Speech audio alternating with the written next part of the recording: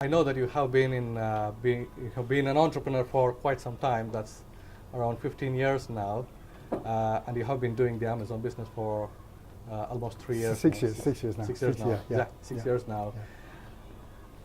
Let's get into the how later. But why did you choose to be an entrepreneur?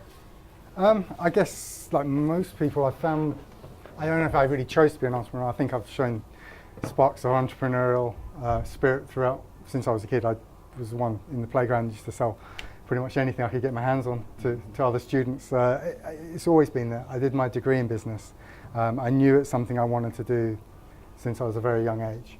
I worked in corporate I did my stint. How many years did I do? Probably 5 or 6. And it was because I felt I wanted to go, I wanted to learn. I knew I wasn't quite ready for it yet, but the first opportunity I got, I was out. So. Okay, so you were in a very comfortable job. Yes, I had a salary, yes. Well-paid salary, yeah. And I remember that. And you decided to come out, and it was such a risky move, and that's the why for me. Okay, why take the risk? Yeah. I think I should say part of it is not understanding how risky it was. So ignorance definitely played a huge part of that. Okay. No, it's something I was passionate about, something I knew I wanted to do. I found my job very stressful. I found work quite stressful because either I got frustrated whenever I was unable to make change or affect change or make decisions with other people in the company saying, yes, you can do this, no, you can't do it. I used to work long hours, I used to get really passionate, put all the effort in to make whatever I was doing the best it possibly could be. But then people above me weren't, they were just doing 9 to 5 and it was all about a paycheck to them. And I understand that and I respect that totally. I do get that side of it. But I found it incredibly stressful not having other people around me that thought like I did, that wanted to achieve the sort of goals I wanted to achieve. Mm-hmm. I was working for companies that, reflecting upon it now, were just interested in the balance sheet, interested in what their shareholders and what the board was interested in the shareholders. The people I worked for were interested in pleasing the board. That's all it was about. And I get that now, I totally do, but I didn't understand it at the time. And I found it really, really stressful not having that level of control that I felt I needed. Yeah, that's so the control towards your life is what drew on you. Yeah. Yes. And you had the passion for the business as well. I definitely had a passion for doing something my own that would be my own. I had big dreams, yes. Okay. Brilliant. Well, let's move on to the next one. Did you plunge straight after you decided, or were you going through a test phase, experimenting something, and then moving on slowly towards it? No, I mean, I had a mortgage to pay. I had a young family starting, so I needed to progress. It had to be something that happened slowly. So, I mean, first started the digital marketing business in 2001, and I left my job in 2004. So the first 3 years was that testing phase, was making sure that I was comfortable there was an income there that was going to be able to stay and pay all the bills, keep a roof overhead. Okay. But when I moved, it still wasn't by any means certain. It was still month to month, but I was ready for it. Okay, that's brilliant. So let's move on to your Amazon business. That's 2013, right? Yeah. So end of 2012, I was working for a number of clients who were looking for alternative traffic. Mm-hmm. They were all online e-commerce ventures, and they all felt they were very heavily reliant on Google for traffic. And they're saying, look, what's the alternative to Google? And I mean, there weren't any search engines. No one's really using MSN or Yahoo or any Lycos or any of those. And I had a look at the market and I thought, well, if I'm looking for a product, there's 2 places I look. I either look on Google or I look on Amazon. So maybe I changed my perspective. Maybe Amazon's not a retailer. Maybe they're a search engine. That's how so this was the hypothesis, the premise I used. So I set up a case study, and that's all it was ever supposed to be. It was a case study, set up a marketplace seller account, and it was all about finding if this would work, if this approach could work. Could people put their products into marketplace and have it as an alternative stream than Google for traffic? And it was extraordinarily successful. I mean, it changed my life. And nowadays I get to go back and rewrite the narrative and say I was ready for a change and everything. The truth was it was a fluke. It was complete luck. But when I saw that and it was doing so well, it was like, oh my God, I'm an entrepreneur at the end of the day. I'm going to take advantage of something when I see it like that. So yeah, 2013, I was like, okay, fine. I'm going to set up a brand. I knew how I was going to do it, my own brand. I worked out I was going to use FBA for the fulfillment, so I'm not a logistics specialist. And then it was just about finding the product. Okay. And that was the challenge, because I knew nothing about sourcing product. I know that now. I didn't know how little I knew. And I jumped on a plane to China, to Hong Kong, went to trade fairs, found some manufacturers I really wanted to work with, then went and visited their factories in the mainland. And then, having seen these amazing factories that were going to produce the quality of product I wanted, it was a matter of begging them to do really small MOQs, because I started with $7,000 on a credit card. So, and that $7,000 included, so it was about $5,000 for the product, then I had to ship it, duty, everything else. So it was a matter of really small MOQs.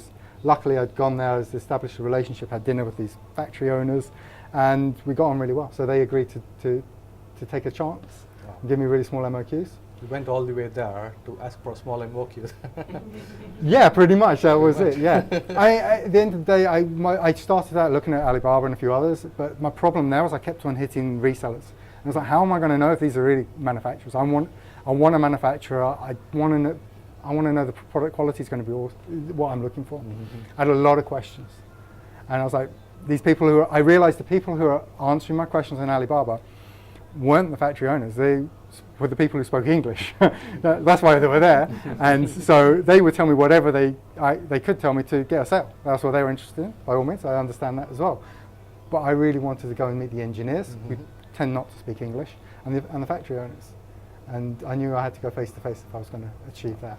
So I'd hit frustrations. I had tried to do it before through other channels, but I'd kind of come to the feeling that, no, I needed to go and visit them personally and see they are a factory, visit the factory, speak to the engineers, speak to the owners, and give them my pitch. This is my dream, this is my product, this is what I want to do, this is how I want it to be different. Can we achieve that? That's the other thing. I wanted to set my product out from the crowd. So how do I find my product? I went on to Amazon, and I was like, I was looking for products that I sold in high volume but had an issue. So I was looking for ones that had more 3 stars than 4 or 5 stars. That was what I was looking for. And then with the 3-star products, I was looking to see, right, which have the same issues reoccurring over and over again. So it was kind of like, the first is that quantitative analysis, the numbers, the sales volumes and things were there. And then the second bit was, okay, what's wrong with this product? What could make it stand out? What were people looking for? Is it a longer battery life? Is it a wider range of colors? All sorts of things kind of come out. I was like, okay, there's a problem. I found a solution. Okay, there's a problem I can solve. And the first product was a pair of earphones that would work on Android and Apple iPhone, so both iOS and Android. So back then, a lot of people had Samsung tablets and an iPhone, and that's where I was, and that's what I was looking for. And that was a problem. It's like, that must be possible to solve it. So I had about, I'd say, a dozen products in my list when I first went, but I found a manufacturer who had a solution for this. Had a chip that would achieve what I was looking for. And that's how that ended up being my first product. Brilliant. So that's pretty interesting. I have never heard of this from anybody else, that we look at good reviewed products with 4 or 5 stars and we go for that blindly. But this is a good strategy, that you are looking at 3-star products and you find a problem in there and you move on from there. That's You're looking for a problem that you can solve, because that will set you aside. If everyone's complaining about the same issue, and that issue was everyone's going, these earphones are great, but the remote only works on my iPhone, doesn't work on my tablet, and that was continuously the same issue kept on reoccurring. I was like, there must be a solution, and there was. That's brilliant. Thanks for that. Thanks for sharing that. I kind of answered this one, didn't I? Kind of answered. Well, no. But did you face any challenges in that? What was most frustrating in the whole process? I've faced a lot of challenges sourcing product. Okay. I got very lucky the first time. I got really lucky, and now looking back, I realise how lucky I got, because I made a huge number of mistakes. Visiting the manufacturer, I cut down a lot of the mistakes by going there, personally visiting, finding a manufacturer, looking at the factory. I could see the quality of product that was going there. I could see the other brands that were manufacturing there. So you kind of like know, if you're there and Philips are manufacturing there, they've ordered to this factory, it's probably pretty good on its QA. So I got that bit right. I'm not sure if that was more by luck than intent. Now we put in, I mean, I've got so many levels of checks that go in. So whenever something's coming off the line, I've got people that go in, take out samples and test. And these people that I know that will go and do this and check to make sure that, and they're not just looking at testing the product to make sure it works. They're opening it up. They're looking at we do a lot of electronic products. It could be for non-electronic, but they'll look at the PCB. They'll look at the components. And they'll ask the manufacturers to provide the receipts to show the components have come from the suppliers that we have approved along the lines, because we've had issues that have occurred where a component gets changed out, looks the same but isn't exactly the same, and that causes a problem later down the line. So we have an incredible number of checks that go in, and it's just about being vigilant. We're extremely vigilant across the business, and product sourcing is one of the key ones. Okay. And do you have any QA in the UK itself? Yeah, we do. So as soon as product lands, the problem is once the products are landing, the quantities that we bring them in now, they've been on the water for 5-6 weeks, and you're not going to send those back. And if there's a problem, then you probably don't have any stock to sell. Mm-hmm. So checking them at source is really important before they go, and before you go through the cost and hassle of shipping them. But it's not just the cost and hassle of shipping them. It's the fact that if there's a problem and you can't sell it, you don't have any product to sell. Your cash flow's messed up. Yeah, that's true. That's very true. Yeah. Thank you for that. Did you feel you were betting? It's your second business, I know, but you had £7,000 on a credit card. Was it a bet? Yeah, I think the fact is, I don't think it's not roulette. It's more of a game. It's less of a game of chance and more of some skill. But there are lots of things that there's only a certain number of things that you can control, and those are the things I look to do really well. Okay. But there are other things that are beyond my control that I can't do anything about, and there's a lot of those. Okay. So there's always an element of risk involved, and what I do is do my best to mitigate it. But the other thing is I accept the risk. So I know that there is a risk. I know I'm not going to get it right every time. I'm okay with that. I expect to fail a number of times. Sorry. That's just part of doing the business.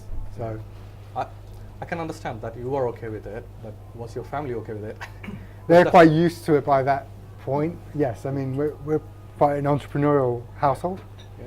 So my wife runs her own business. So yes, I had the backing of my family, and I'm very lucky for having that there.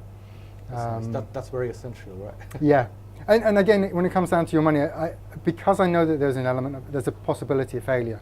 You can't put everything in there. And I'll say, look, I had to sell that product because I had a credit card bill to pay. Would it have devastated me if I hadn't sold that product?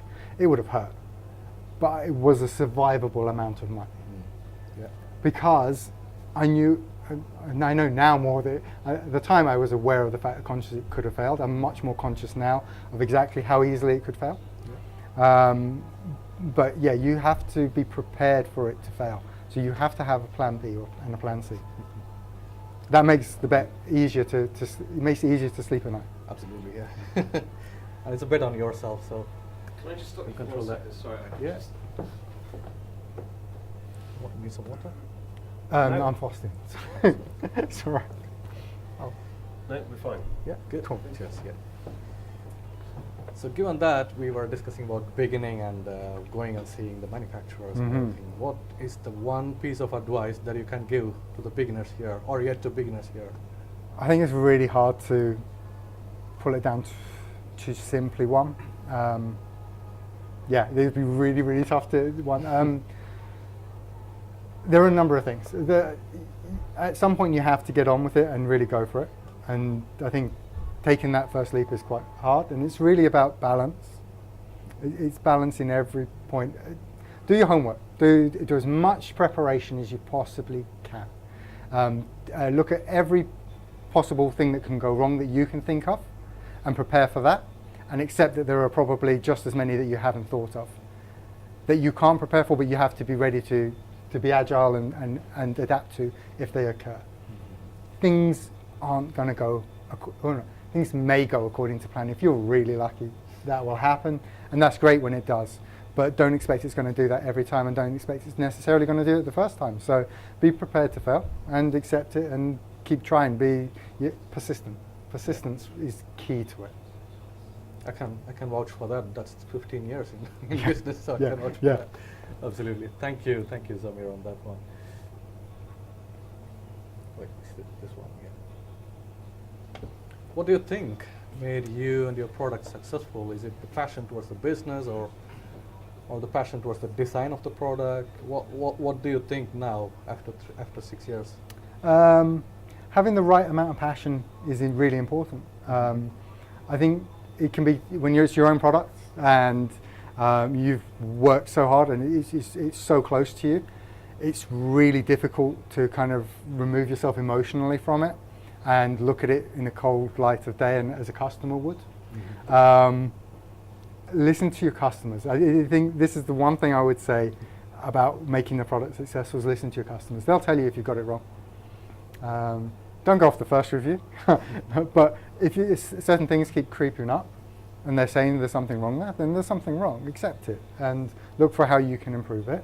But listen to your customers. If they're saying that something's right, if they're even suggesting you can do something to improve it, just bring it on. Customer reviews are so powerful, and it's one thing that I think sets Amazon apart from most other e-commerce sites is the reviews and that whole culture around them. And they are the most. It's really important for a successful product. There are a lot of things you have to do and get right, but customer reviews are probably the most important, the key one. So listening to the customers. So whether you're going to learn from having read all my competitors' products, customers' reviews, I learned from those. So that's where I guess I took the first thing to get the product right, and then I continually improving them by listening to those. But it was doing the homework, understanding what customers were saying about the products, not what I thought about them, not what I thought was right, is listening to customers. Okay. How do you handle if there is a negative review which is quite discouraging and it just spoils your day? It has happened to me a number of times. Yeah. Yeah. My mood is affected by two things: the sales velocity and bad reviews. Yes. So sales velocity and they tend to come together as well. Yeah, of course. You get bad reviews, you tend to get bad sales velocity. So yeah, you have to listen to them. You have to accept that there is probably, like I said, you're never going to make everyone happy. So that's the first thing. Don't expect someone is going to find a fault with it because they don't like it for whatever reason. Accept that. That's going to happen.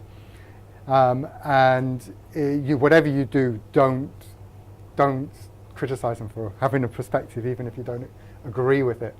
Always be very positive. Deal with it in a really positive manner. Accept that they're right, and fix the problem. Look at it as a solution. Negative reviews. A lot of people say that they can't be turned around, and they can be. Negative reviews can be turned around, and we turn around a lot of ours. And the way we do that is we're really vigilant. We look out for them constantly because reviews are that important, and we get onto them as quickly as possible. We go back to them. It's a lot harder now because Amazon are now checking all reviews, or everything's moderated. So there's somewhere between 24 and 48 hours between someone publishing a review and someone writing a review and it actually being published. Whereas before, if there was a negative review, within 10 minutes of someone writing that, we could get back to them. Now it's 2 days. So still time is of the essence. When we see it published, we respond to them. And we do it positively. It's the cost of doing business. We will return it. Some people will take advantage of. They'll leave them. They'll basically threaten you with bad reviews to get a free product. This happens. Not many people do. I'm glad to say it's a very, very few. And as long as it's not a repeat customer coming back constantly, then we accept that that's the cost of doing business, and we're very polite, and we accept that they have a valid point. Okay. And do you go back to the suppliers with the feedback from customers? Yeah, we monitor all feedback, and so if we see something, we're constantly looking to improve the product. So we'll have a session before every production run, and we'll look at the product with the manufacturer and see what can be done to mitigate any issues that have been experienced. And I mean, it really depends. I mean, we've had problems which are much more serious issues where we've had to kind of like stop selling a product before as a result of that. And obviously, how we work with the manufacturer on a big issue like that is very different. But again, it's all about being vigilant on reviews And if you're seeing the same thing creep up multiple times, then you probably have. Have an issue. And again, it's an issue, but it's also an opportunity. It's an opportunity to improve your product. And it sounds like a kind of like a business speak kind of thing to say, but this is the perspective you have to take on it. It's not let it get you down. Okay, fine, I'm going to use this in a positive way to improve my product and make it even better. That's brilliant. Competitions. I'm sure you are in the electronics industry, so it's quite easy to get more competition into a particular niche that you are in. Yeah. And also it's quite easy for people to copy, like Apple copying Samsung or Samsung copying Apple.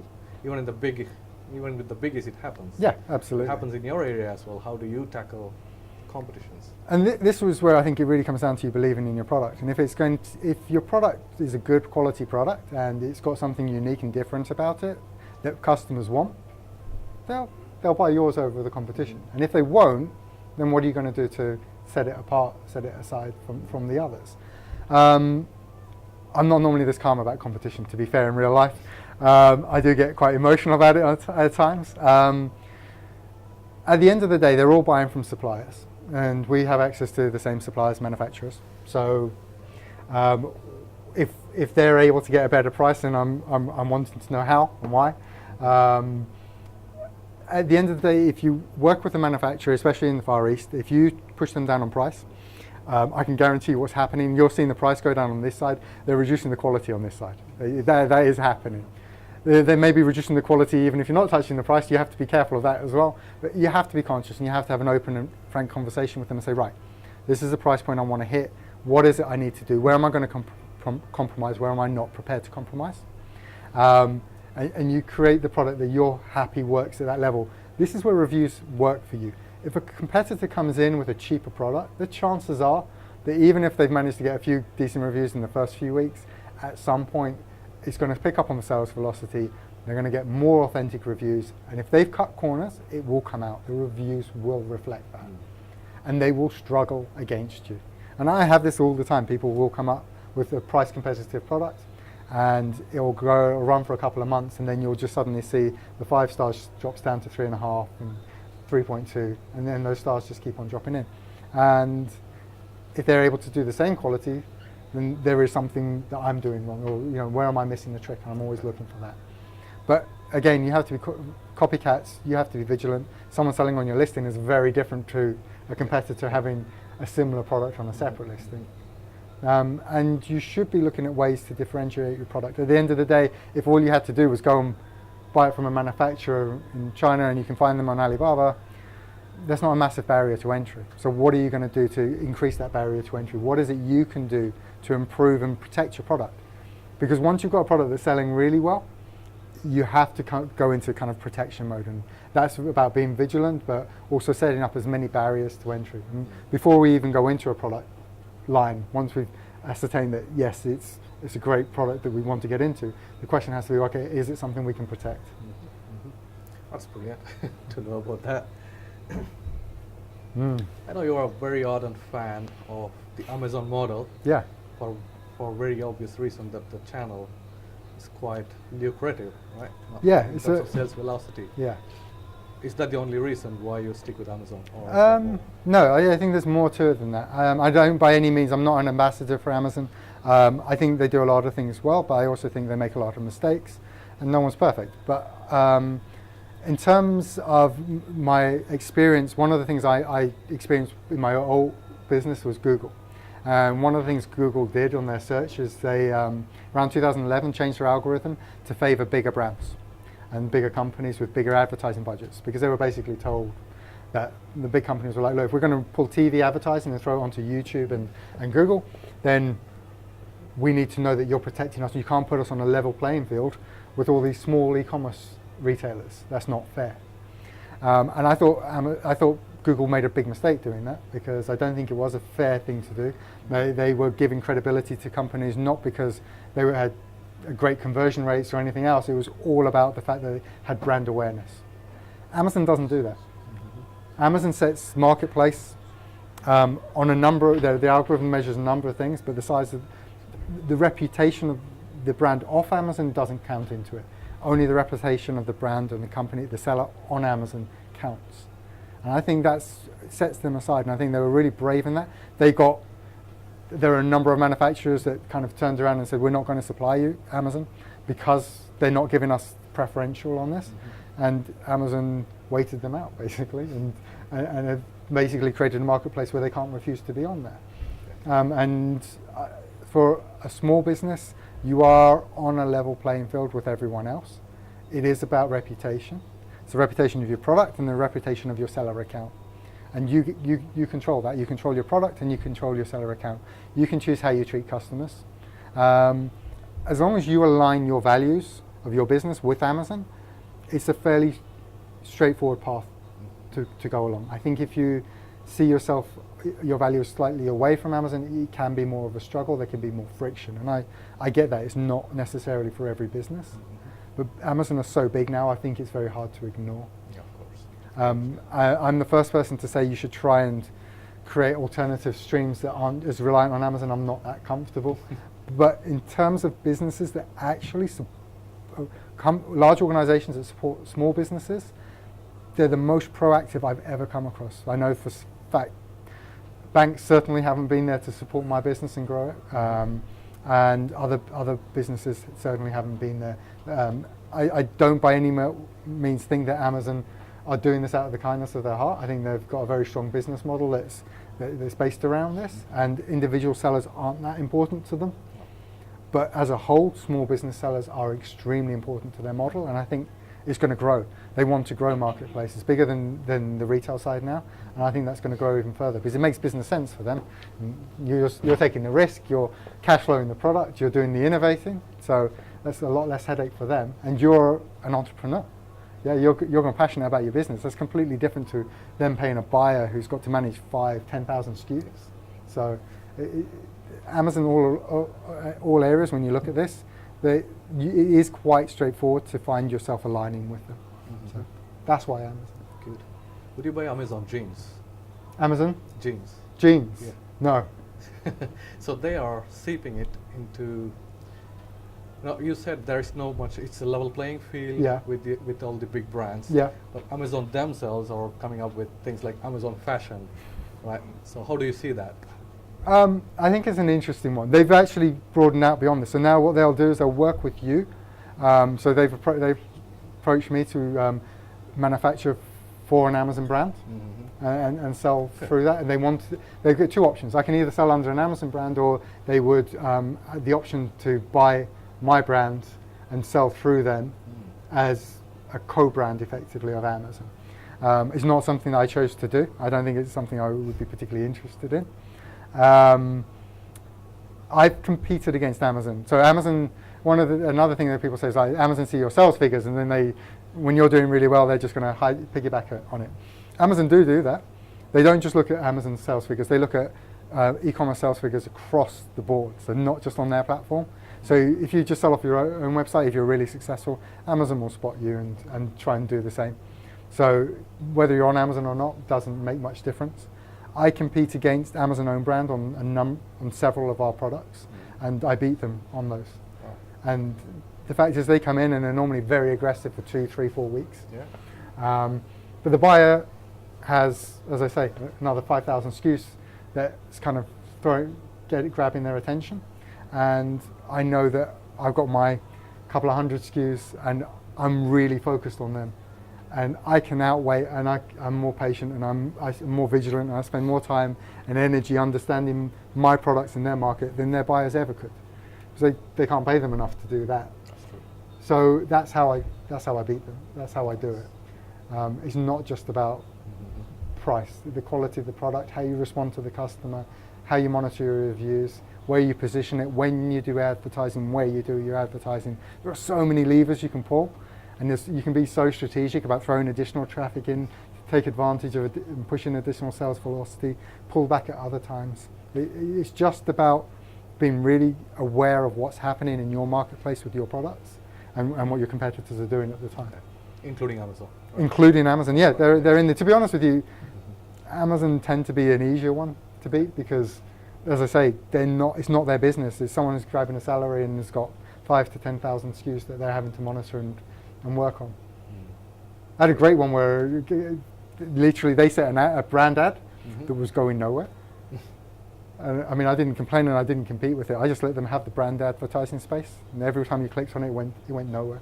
It was going to an error page, and they ran it for like 2 weeks. Oh, what, really? Yeah. So on the brand page had their product, the competitor product, and it was going nowhere. So I just sat back and let them Alright. own that space. I didn't compete with them on it. I went for the product search below it, and the nice thing about that is they didn't see the sales velocity in the product and stopped pushing it because it wasn't hitting their internal targets. They hadn't realised that they'd just got the advertising wrong. If I wasn't getting sales, I would have been checking every link to see what was wrong, why things weren't working properly. So. Brilliant. Thanks for sharing that. That was a bit intense in there.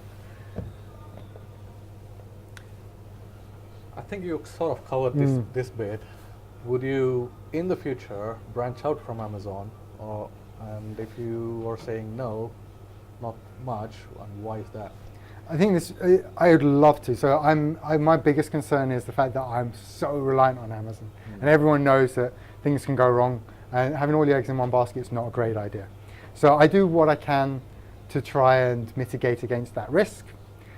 There's one really big problem. So as a small business, I think there's this idea of the low-hanging fruit, the easy thing where you can get the most revenue from.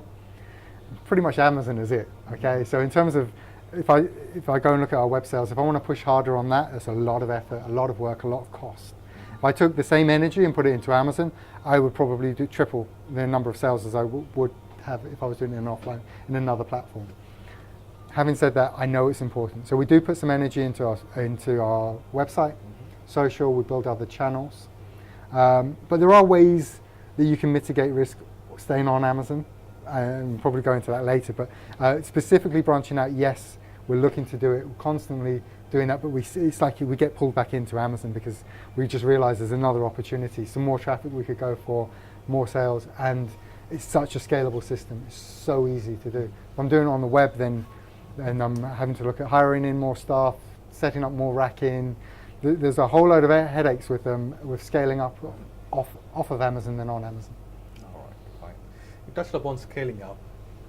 How easy was it to scale up your business from your £7,000 first investment?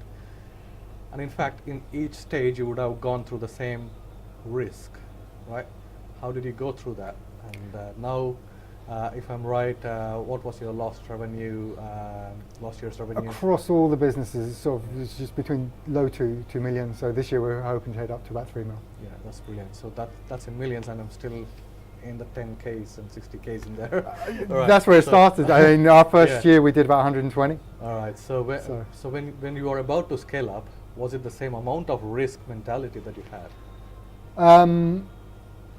Nowadays, I'm much more aware of the risk. Then I think it was a matter of my biggest problem was getting more product in. I was selling it faster than I could get it in. That was my biggest trouble with scaling. So we had a number of issues. Our product takes 5 to 6 weeks to ship by sea. If you send it by air, it's significantly more expensive, so it eats into your margin. But we were air shipping a lot at the very beginning, just to reduce those lead times down. We still will filter air shipping in now and again from time to time. If something's pushing, we launch a new product, we expect to do that. So we expect if we're doing a new product, we'll air ship it at the beginning, and then have maybe some more that's following on if we're confident on it on the water. But we'll expect to do a significant proportion of air shipment at the beginning while we're testing the product out, so that we don't have to commit to as much stock, and we can run shorter lead times on it and mitigate some of the risk. So that tends to be the way that we reduce our risk on new products and when we're scaling up. I know people who will just order a container load and just let it come in and arrive no problem at all. And with new products, I've learned, I got to that mentality of just ordering, and then we got bitten. We had certain issues. And so I'm now a lot more cautious when it's a new product. Our approach is go in small and don't worry about the margin at the beginning. Let it prove itself, and then we'll commit to the margin once we're sure that the product's perfect and that the market's right and that it's selling. Brilliant. This is my proudest moment through the business career because I'm doing exactly the same. Good, that's it. That's the way to do it. As the first air freight and then the sea freight. Yes, That's it follows on afterwards. It gives you, then there's a huge amount more margin that you get. Yeah. You know it's on the table So when you're doing your numbers, you can go, well, okay, well, I know there's that much more margin sat there when I decide to go for sea shipment. Brilliant. Thank you. So you, at one point, I think it's 2016. 2016, yeah. Went into crowdfunding in Cedars. Yeah. And how was it? How did it help your business to grow? I mean, it's been great. It's been good for the business overall. It was very exciting at the beginning. It sounded like free money. Someone gives you money and you just get to buy more product and make even more money from it. So the principle sounded great. It was a lot of hard work. And it took a lot of my attention. And I would say in the run-up to launching our campaign, those 3 months, I was ridiculously busy. And I took my eye off the core business while I was doing that. I regret doing that to an extent because I think we missed certain opportunities at that point. But the crowdfunding itself was very successful. We hit our target in the first 4 days, and then we closed early. We did about 170% of our target. But now I've investors. I've got investors. I'm responsible to more than just myself, and that's a different feeling for me. So I really enjoyed those first 3 years when it was just me. Now I have investors that I have to answer to, and I have to give updates to, and there's a degree of responsibility there. It's been good for the business as well. So I have to be a lot tighter with my accounts. My management accounts have to be up to date because I have to do my quarterly reports. And so I run a much tighter ship as a result of it. So I guess it's improved the business practice. I've got a couple of hundred investors who are great brand ambassadors. So whenever I'm launching a new product or something, I can push it out through them. Some of them are really well connected, so I can pull in, ask questions when I need to. So having some expertise on the side really helps. So all around there are some advantages, but there are these downsides. It changes the way you run the business. It changes the way I see and feel about the business. And I'm running it much more as a business than a personal empire. All right. So at what stage do you think any business should go for a crowdfunding round? It's quite an interesting question because my personal view on it is that when we crowdfunded, we just hit our £1 million turnover. We were profitable, and that was a story that we went, and we were pitching against a whole load of businesses which were pitching concept products that hadn't even been built in certain cases, hadn't been platforms that hadn't been designed or developed yet. They were ideas, and I think it's unusual but I get it as well. If you want to take something, you need an investor to get you there. And I think crowdfunding is probably a very smart way of doing that. If I'm investing in something, I like to think there's something tangible there. There's something proven. I think we were successful because we had the story. We had 3 years of trading that we were able to kind of use and show and demonstrate. And I think probably we were seen as a less risky option, but possibly also some of these other companies there, you're probably looking at a 400% or 4,000% increase. So if you win on one of those, you win really big. The risk might be slightly higher though on it. We were probably lower risk with a slightly lower upside on the exit of it. Great. So, but I think in general, crowdfunding can be good, but just accept it's not free money. All right. Yeah. Thank you. I haven't found free money yet. If anyone does, let me know, please. Yeah, I think we touched upon a question which I don't have it here, but everybody has the fear. Everybody in this room who had been with Amazon here has the fear. What if Amazon shuts us down 1.8? You have the feeling, or? I've had it happen, yes. So I know, I've experienced it. I've experienced that the first time it happened and I had no idea. Bottom fell out of my life, so it was horrendous as a feeling. Now I know, look, these things can happen. It can happen because of something you did, or I did rather, or it can happen because a bot went wrong. So, or because a customer complained about something that really was unfair, and it may have been a competitor as well. So it can happen. And that's the most important thing to understand. If it does happen, it's not the end of the world. The email they send out is horrendous. because it makes it sound fait accompli. That's it. You're never trading again on Amazon. You've been really bad. And it's not true. You can normally pretty much come back from anything. You just have to have a really strong plan of action. You have to accept and understand why it's happening. And if we set aside kind of like the bots or a mistake being made, which does happen, Amazon are liable for anything that's been sold on their platform. This is the way I look at it, okay? So they're potentially looking at being taken to court by someone. And they have to be able to show that they've done their due diligence to ensure before they relist a seller or their product that they've done their due diligence and this is never going to happen again. And they've taken every reasonable precaution of that. So what they want you to do is pretty much provide them that. You have to provide them something that shows that they are effectively insulated from this, that they have done everything they can. So going back to them and saying the customer was wrong is definitely not going to answer it, because Amazon can't take that to court and go, oh, the customer was being unreasonable. They want to go to and say, yes, we accepted there was a problem, we identified what it was, and we've put these things in place to ensure it never happens again. Because we accept that one time is too many. And that's what they would have to do in court, and so that's pretty much what we have to do whenever we write a plan of action to Amazon, is give them that. And that's the approach we will take on anything. And like as I say, it can be quite difficult, because at times you're sat there going, you know, it's 1 in 10,000 where this has happened. Okay. But you have to accept that 1 in 10,000 is too many. And what can we do to stop that happening? And I have this conversation then with my manufacturers. They're kind of like, what do you mean 1 in 10,000? This is manufacturing, nothing's ever going to run perfectly. I'm like, no, wrong attitude. Tell me how we're going to make sure this is never going to happen again. What can we do? Let's have this conversation, let's have it out. And they kind of sit there and go, well, I suppose we could put this check in place. Okay, fine. So let's put that check in place, let's document it, and we'll take that back to Amazon and go, look, this is what we're going to do to ensure it doesn't ever happen again. So that's on the kind of like plan of action side. Right. Don't accept it's going to happen. Have your plan of actions ready to go. We do. Kind of boilerplate ready to go in case they do occur. They don't happen that often, but when they do, it's never a good time. You've probably just shipped 1,000 units into stock in a fulfillment center, and you've been selling them really well, and it suddenly gets taken down. So yeah, it's never going to happen at a good time, and they're not going to be immediately responding to you, but the quicker you go back to them, the better. So kind of want a plan of action. I get plans of action back within 2 hours generally. Okay. If I need to speak to the manufacturer, it may go on a little bit longer. Mm-hmm.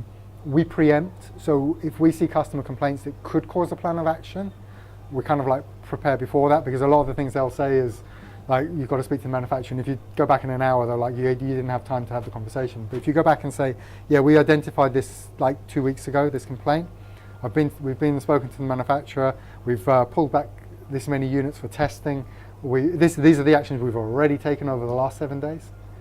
Because most of them will come out of reviews, that's where they'll pick them up. So we're already proactive and we've got all of that in place. Not every time, sometimes we've done that and it's not been necessary, but we will do it anyway, just to be prepared. And then you also have to be prepared for the bots that have just been and picked you out for no reason at all, which have occurred to us for reasons as well. So on that front, I think the reviews are the best opportunity that you can have to prevent your business from being shut down, right? Vigilance on your review. It's to stop your business from being shut down. It's to stop a competitor getting an advantage over you. It's how you get your competitive advantage over your competitors. It's how you find the products you want to find in the first place. Review, everywhere you go. Yeah. And one of the biggest impacts on the algorithm are reviews. If you get negative reviews, it will definitely detract, it will reduce your position organically on Amazon. If you're getting positive reviews, and this is in context of what's happening with the competition. So if you're getting 2 reviews a day and they're getting 1 positive review a day, and you're getting 2 positive reviews a day, you will improve in your performance against them in the search engine, in the search results page. So at every point, it's essential to know what I monitor my reviews and all my competitors' reviews. To me personally, that's the major takeaway from today. Thanks for that. Yeah, cool. Thanks for that. I want to finish this on a really higher note.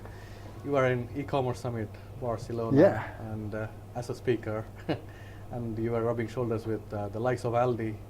How did it feel as a business owner? It was quite daunting, to be honest with you. They're all massive companies, so I felt a little bit unsure on day one. My presentation was at the end of day 2, so I had some time to network and speak to people there, and it was quite amazing actually. Amazon's quite Marmite. It's quite nice being here because everyone's pretty much pro and onto Amazon. That room was not. Okay, that room, there were people that hated Amazon, and anyone that was going to talk about Amazon. So it's like, whoa, okay, I felt like I was going in the lion's den in a way. But there were also people who were having very positive experiences on it. And I found a way to have, I think, a fairly middle ground and saying, look, it doesn't really matter what you think about Amazon. It's here, it's there, and you can't ignore it. And the stats on Amazon are phenomenal. So in last year, 2018, was the first year that Google, in terms of product search, lost its dominance as the most popular search engine. So Amazon took 54% of product search traffic, compared to 46% with Google, right? And the Kensho, a digital marketing company, did another survey where they showed 22% of e-commerce, right? Not Amazon's, 22% of e-commerce shoppers in the US, this was US, Germany, the UK and France, 22% only look on Amazon. And so that was my opening thing, gambit to these people. It was like, okay, so if you ignore Amazon, you're ignoring a quarter of your audience. Yes. Not only that, 72% of e-commerce users start their product looking for product ideas on Amazon. So that was my next point. It was like, look, don't you want to be there and being considered whenever people are looking for our product ideas? Because if 3/4 of your audience are looking on Amazon for ideas and they're looking at reviews, this is the other side of it. A lot of them were kind of like had tried it, their products were listed, and because they weren't controlling their product, may have had negative reviews for one reason or another. It wasn't necessarily down to the product, just the way it was sold. And I was like, you know, people are making the decision whether or not they're going to buy your product, maybe from not on Amazon, somewhere else, based on the reviews on Amazon. That's where they're reviewing, that's where they're starting. And I think, yeah, so that was quite a good way to go in, and we had quite a lively debate after that. So. You had a debate as well. Oh yeah, no. So they had a really good Q&A afterwards, and afterwards a lot of people approached me, and we had a good chat through all of it. And I think it probably gave a slightly different perspective on Amazon, because up until that point, all the presentations that had mentioned Amazon had mentioned about how expensive their fulfillment costs. They had mentioned about cancelling accounts and closing stuff down, and it had been really negative up until that point. Hopefully, like I said, I'm not there to praise Amazon or you know, I'm not a brand ambassador for them, but I just gave a slightly different perspective on it, on how you can approach it. It's nice. It's very inspiring for a fellow business person to go and rub shoulders with the likes of Aldi. Yeah, it's very inspiring for us to grow to that level. Thank you so much for sharing no, that story pleasure. as well. Yeah. I'm not quite at that level, don't worry. No, you are. At least in terms of sharing the knowledge, you are in a better Cool. position. Yeah, definitely. Thank you so much, and thank you, Zamir. Thanks, Zamir, for. Thank you. Thank you for having me.